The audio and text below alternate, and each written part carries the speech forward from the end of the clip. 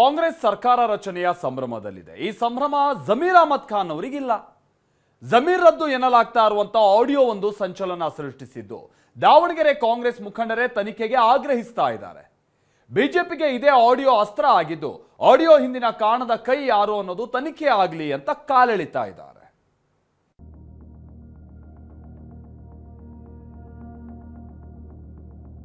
ಸಂಪುಟ ರಚನೆ ಹೊತ್ತಲ್ಲೇ ರಾಜ್ಯ ಕಾಂಗ್ರೆಸ್ನಲ್ಲಿ ಆಡಿಯೋ ಒಂದು ಭಾರೀ ಸದ್ದು ಮಾಡ್ತಾ ಇದೆ. ಜಮೀರ್ ಅಹಮದ್ ಖಾನ್ ಮಾತನಾಡಿದ್ದಾರೆ ಎನ್ನಲಾದ ಆಡಿಯೋದಲ್ಲಿ ಸಂಚಲನ ಸೃಷ್ಟಿಸಿದೆ. ದಾವಣಗೆರೆ ಉಪಚುನಾವಣೆಯಲ್ಲಿ ಕಾಂಗ್ರೆಸ್ಗೆ ಮತ ತಪ್ಪಿಸಲು ಜಮೀರ್ ಸೂಚನೆ ನೀಡಿದ್ದಾರೆ ಎಂಬ ಆಡಿಯೋ ಕಂಪನ ಉಂಟು ಮಾಡಿದೆ. ಇದರ ಬೆನ್ನಲ್ಲೇ ಇವತ್ತು ಡಿಕೆ ಸುರೇಶ್ ಭೇಟಿಯಾಗಿ ಚರ್ಚೆ ನಡೆಸಿದ್ದಾರೆ. 1 ಗಂಟೆಗೂ ಹೆಚ್ಚು ಕಾಲ ಚರ್ಚೆ ನಡೆಸಿದ್ದಾರೆ. ಈ ಆಡಿಯೋ ಈಗ ದಾವಣಗೆರೆ ಕಾಂಗ್ರೆಸ್ನಲ್ಲಿ ಜಟಾಪಟಿಗೆ ಕಾರಣವಾಗಿದೆ. ಇನ್ನು ಮಾಜಿ ಮೇಯರ್ ಚಮನ್ ಸಾಬ್ ಕೂಡ ಜಮೀರ್ ತನ್ನ ಧ್ವನಿಯಲ್ಲ ಅಂದ್ರೆ ಪ್ರಮಾಣ ಮಾಡಿ ಅಂದಿದ್ದಾರೆ. ಕೆಪಿಸಿಸಿ ಪ್ರಧಾನ ಕಾರ್ಯದರ್ಶಿ ಡಿ ಬಸವರಾಜ್ ಮಂಪರು ಪರೀಕ್ಷೆ ಆಗಬೇಕು ಅಂತ ಆಗ್ರಹಿಸಿದ್ದಾರೆ. ಯಾರು ವಿಡಿಯೋದಲ್ಲಿ ಮಾತನಾಡಿದಾರೋ ನಮ್ಮ ಮಾಜಿ ಸಚಿವರು ಅವ್ರ ಮೇಲೆ ಕ್ರಮ ಆಗಬೇಕು. ಅದೇ ನಾನು ಹೇಳಿದ್ನಲ್ಲ, ಫೇಕ್ ಅಂತ ಹೇಳಿದ್ರಲ್ಲ, ಅವ್ರು ಮಂಪರ್ ಪರೀಕ್ಷೆಗೆ ತಯಾರಾಗಬೇಕು.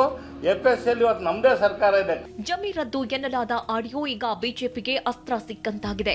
ದಾವಣಗೆರೆಯಲ್ಲಿ ಬಿಜೆಪಿ ಮುಖಂಡರು ತನಿಖೆಗೆ ಆಗ್ರಹಿಸಿದ್ದಾರೆ. ಜಮೀರ್ ಸಚಿವ ಸ್ಥಾನ ಕೈತಪ್ಪಿಸಲು SS ಮಲ್ಲಿಕಾರ್ಜುನ್ ಮಾಡಿದ ಕುತಂತ್ರ ಇದು ಅಂತ ಸ್ಥಳೀಯ ಬಿಜೆಪಿ ಮುಖಂಡ ಯಶವಂತರಾವ್ ಜಾಧವ್ ಎಂಬುವವರು ಆರೋಪಿಸಿದ್ದಾರೆ. ಪರಾಜಿತ ಅಭ್ಯರ್ಥಿ ಶ್ರೀನಿವಾಸ್ ದಾಸಕರಿಯಪ್ಪ ಕೂಡ ತನಿಖೆಗೆ ಒತ್ತಾಯಿಸಿದ್ದಾರೆ. ಈ ಎಲ್ಲ ಕೃತ್ಯವನ್ನ SS ಮಲ್ಲಿಕಾರ್ಜುನ್ ಅವರೇ ಮಾಡಿಸಿರೋದು ಅಂತಕ್ಕಂಥ ಮಾತನ್ನು ಈ ಸಂದರ್ಭದಲ್ಲಿ ನಾನು ಹೇಳಲಿಕ್ಕೆ ಬಯಸ್ತೇನೆ.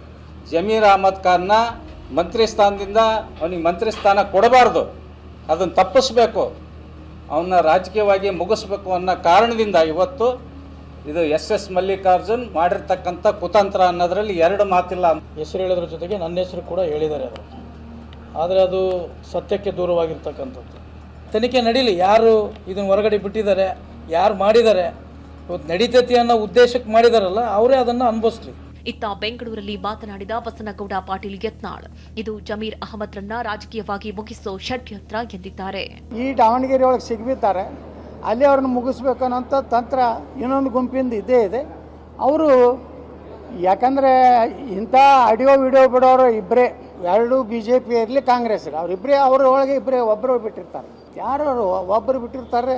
ಸದ್ಯ ಆಡಿಯೋ ಸಂಬಂಧ ಸೈಬರ್ ಠಾಣೆಯಲ್ಲಿ ದೂರು ದಾಖಲಾಗಿದೆ. ಆಡಿಯೋ ವೈರಲ್ ಮಾಡಿದವರ ವಿರುದ್ಧ ಕ್ರಮಕ್ಕೆ ಒತ್ತಾಯಿಸಿ ದಾವಣಗೆರೆ ಸೈಬರ್ ಕ್ರೈಂ ಠಾಣೆಗೆ ಸಿರಾಜ್ ದೂರು ಕೊಟ್ಟಿದ್ದಾರೆ. ಯಾರು ಮಾತನಾಡಿದ್ದಾರೆ ಎಂದು ತನಿಖೆಯಿಂದ ಹೊರಬರಬೇಕಾಗಿದೆ. ಬಸವರಾಜ್, TV9 ದಾವಣಗೆರೆ.